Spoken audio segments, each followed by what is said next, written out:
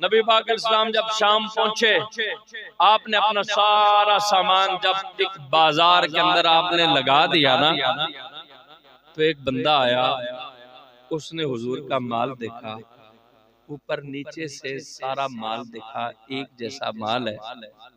आजकल तो देखो ना, आप कोई चीज खरीदो, टॉप अलग होता है, बॉटम अलग होता है, फर्क होता है उसमें। लेकिन ये तो सरकार लेके गए हैं ना। वो आया, उसने कहा मोहम्मद अगर तो लातो मनात की कसम उठा तो ये सारा माल ले लूं। मेरे नबी पाक सलाम ने फरमाया, मैं गैरों की कसमें कभी नहीं उठाता, मैं कसमें उठा के माल नहीं बेचता। मैंने अगर कसम उठानी है तो वहदहु ला शरीक। बंदा समझ गया, वो तो चेक करना चाहता था, निशानियां तो हुजूर में उन्होंने देखी हुई थी कि हुजूर कभी भी लातो मनात की कसम नहीं उठाएंगे। उसने माल सारा खरीद लिया, बड़ा नफा हुआ।